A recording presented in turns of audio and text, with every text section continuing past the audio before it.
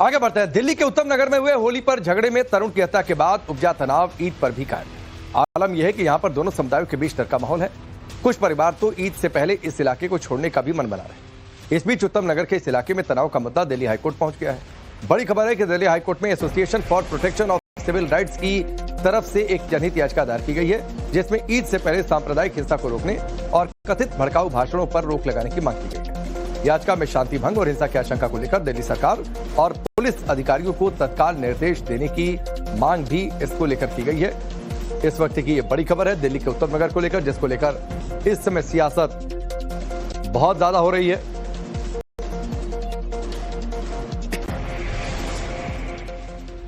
दिल्ली के उत्तम नगर में तनाव और सोशल मीडिया पर दी जा रही धमकियों के बीच इस मामले में सियासत होने लगी है। पूरे विवाद में अब एमआईएम के नेता असदुद्दीन ओवैसी की भी एंट्री हो गई। ओवैसी ने सोशल मीडिया एक्स पर रिएक्शन देते हुए सीधे बीजेपी की केंद्र सरकार और दिल्ली पुलिस पर गंभीर सवाल उठाए। ओवैसी ने लिखा है कि दिल्ली पुलिस ईमानदारी से अपनी जिम्मेदारी नहीं निभा रही, इसी वजह से ये हालात। ओवैसी ने क्या लिखा ये आपके सामने है।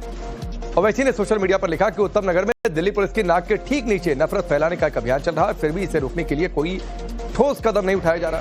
ये पुलिस का काम है कि वो ये सुनिश्चित करे कि हर नागरिक सुरक्षित महसूस करे, लेकिन इलाके में साफ तौर पर हिंसा का माहौल छा रहा और इसे रोकने के लिए कुछ भी नहीं किया जा रहा। इस बीच कांग्रेस भी इस रेस में पीछे नहीं है। कांग्रेस ने भी उत्तम नगर में तनाव के मुद्दे पर सीधे केंद्र सरकार पर हमला। दिल्ली की कानून व्यवस्था गृह मंत्रालय के अधीन है, इसी वजह से कांग्रेस के सांसदों ने गृह मंत्री अमित शाह को एक चिट्ठी लिखी है और उत्तम नगर के मामले में तुरंत हस्तक्षेप की मांग की है। कांग्रेस का आरोप है कि माहौल बिगाड़ने के लिए बयानबाजी हो रही है, लेकिन दिल्ली पुलिस और केंद्र सरकार इस पर कोई एक्शन नहीं ले रही। अभी दिल्ली में जो माहौल है, खास करके उत्तम नगर में, वहाँ पे आतंक फैलाया जा रहा है लोगों के जरिए, और कुछ लोगों के जरिए ये भी कहा जा रहा है कि ईद नहीं होने देंगे, खून की होली वगैरह वगैरह। और हम लोग ये देख रहे हैं कि आदरणीय होम मिनिस्टर साहब या पुलिस फोर्सेस जो करना चाहिए वो नहीं कर पा रही है। उत्तम नगर की घटना निंदनीय घटना है। ये एक धार्मिक आयोजन पर अगर अपने त्योहारों में खुशी मनाने के लिए, अपने त्योहारों को मनाने के लिए अगर रोक लगे, प्रतिबंध लगे, रोका जाए, इसी तरह संभल में किया गया कि लोग अगर अपनी प्राइवेट जमीन पर भी, और किस तरीके से हाईकोर्ट ने कितने कड़े शब्दों में इसका संज्ञान लिया। मैं तो कहूंगा सरकार से कि ये सब छोड़ें, लोगों को मनाने दे ईद सभी, और ये संविधान हमको ये ताकत देता है। इस बीच उत्तम नगर में सुरक्षा के पुख्ता इंतजाम किए गए। आज भी उत्तम नगर में जिस इलाके में तरुण की हत्या हुई थी उसके आसपास पुलिस फोर्स तैनात है। साथ ही किसी भी हालात से निपटने के लिए आरएएफ भी मौजूद है। फिलहाल इलाके में हालात शांतिपूर्ण है और पुलिस स्थायी अलर्ट पर है। अधिकारी लगातार इलाके के हालात पर नजर बनाए हुए। होली के दौरान उत्तम नगर के जिस इलाके में विवाद के बाद जो है माहौल तनावपूर्ण बना था, उसके बाद से दिल्ली पुलिस जो है वो लगातार निगरानी बनाई हुई है और पूरे इलाके में फिलहाल जो है वो बैरिकेड करके जांच पड़ताल की जा रही है और किसी भी बाहरी व्यक्ति को जो है वो अंदर के इलाकों में जाने की इजाजत नहीं है। कई इस पूरे मोहल्ले के, जो कि हस्साल गांव के आसपास का इलाका है और उत्तम नगर में जहां पर ये विवाद हुआ था, कई गलियों मोहल्लों में इसी तरह की बैरिकेडिंग, पुलिस की लगातार निगरानी और फ्लैग मार्च रखा जा रहा है और सिर्फ उन लोगों को फिलहाल जाने की इजाजत है जो कि आवश्यक सेवाओं से जुड़े हैं या फिर वो इस इलाके में रहते हैं। और कल से लेकर तमाम जो राजनीतिक दल है विपक्ष के, उन्होंने इस बात पर घेरने की कोशिश की कि इस विवाद के बाद जिसमें एक युवक की हत्या हुई थी, उसके बाद तमाम अल्पसंख्यक समुदाय के लोगों को धमकी दी जा रही है और वो इलाका छोड़कर जा रहे हैं। हालांकि अभी तक दिल्ली पुलिस ने इन सभी बातों से इनकार किया है और उसने कहा है कि जो भी व्यक्ति जिस भी धर्म का हो वो अपने त्योहार को पूरी शांति और सुरक्षा के साथ मना सकता है। लेकिन आप देखें तो इस पूरे इलाके में जो यहाँ का बाजार है, सामान्य रूप से यहाँ पर लोगों की चहल पहल और आवाजाही बनी हुई है। दिल्ली पुलिस जो है वो अपनी जगह पर मौजूद है और ये मौजूदगी ये सुनिश्चित कराने की कोशिश है कि किसी भी तरह से लोगों को किसी तरह की असुविधा ना हो। तमाम जो इलाके के लोग हैं वो भी यहाँ पर मौजूद हैं। क्या नाम है आपका? सर सुरेश। कैसा माहौल है अभी यहाँ पर? क्या तनाव? ठीक है। तमाम ये विपक्षी पार्टियों ने आरोप लगाया कि जो इलाके के मुस्लिम हैं वो डर के मारे छोड़ रहे हैं, ईद नहीं मनाएंगे। इसमें क्या सत्यता है? ऐसा कुछ सुनने को मिला? ये हमें नहीं मालूम। नहीं, क्या डर का कोई माहौल है लोगों के बीच में? हाँ, डर का ही है माहौल, सबको ही डर है। हम तो ये सोचते हैं सब आराम से रहें, आराम से त्योहार मनाएं अपना। तो है अभी ऐसा, लेकिन मन में डर है। पुलिस तो है यहाँ काफी बड़ी संख्या। हाँ, पुलिस है, पुलिस सुरक्षा कर रही है। ये बैरिकेटिंग तो पहले इस तरह से नहीं होती थी, होली के बाद से ही ये सारा इतना। हाँ, बहुत पहले से लगा हुआ है। जब से ये हत्याकांड हुआ है तब से ही लगा हुआ है। तब से लगा हुआ है।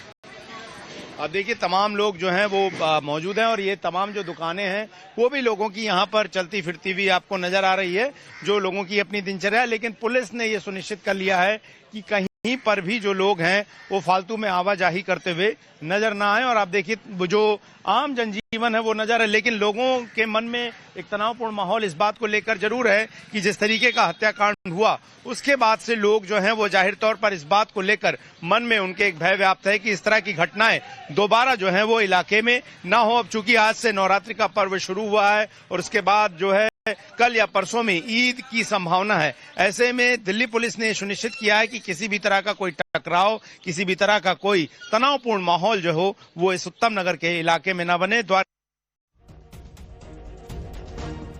लेकिन फिलहाल हालात कैसे हैं? ईद को लेकर तैयारियां कैसी हैं? बाजार पर क्या असर है? उसकी भी एक रिपोर्ट आपको दिखाते हैं। इस वक्त हम हैं हथसाल के इलाके में और ये ठीक उत्तम नगर के थाने के पास है और ये वो इलाका है जो पिछले होली के बाद से लगातार जो है वो चर्चा के केंद्र में बना हुआ है। और आप देखें तो तमाम जो दुकानें हैं वो ईद को लेकर यहाँ पर सजी हुई हैं, सेवई की दुकानें हैं, खाने की दुकानें हैं और तमाम लोगों की मौजूदगी भी जो है वो यहाँ पर मौजूद है। जो गलियां हैं उनको सजाया गया है, लोग जो हैं यहाँ पर आप देखें तो अपनी दुकानों पर मौजूद हैं।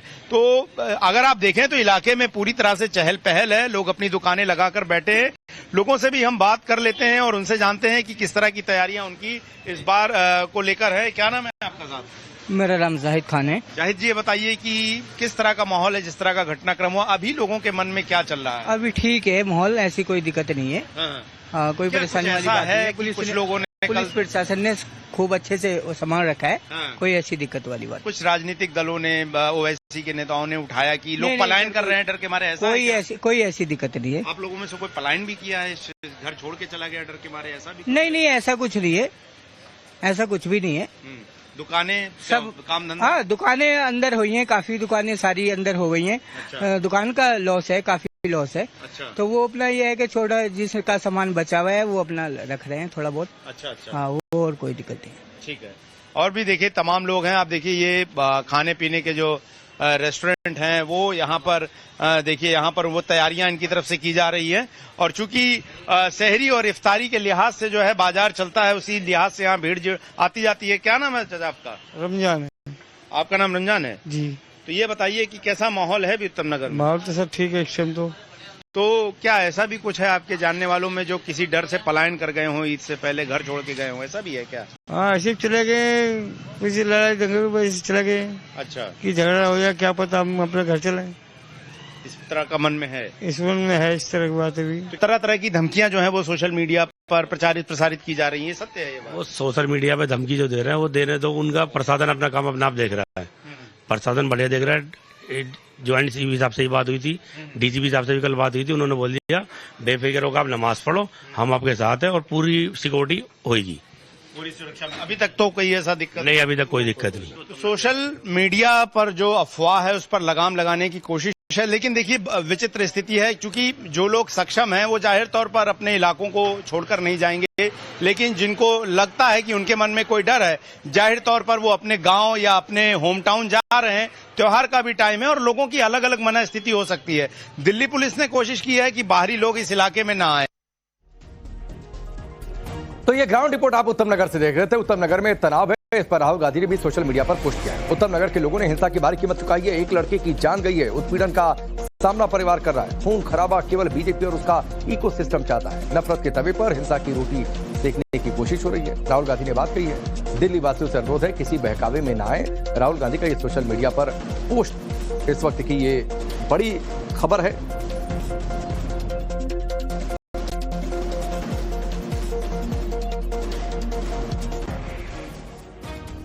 आगे बढ़ते, भारत के खिलाफ आतंकी साजिश को लेकर लगातार बड़े खुलासे हो रहे हैं। 7 विदेशी साजिशकर्ता कैसे पूर्वोत्तर को ट्रांजिट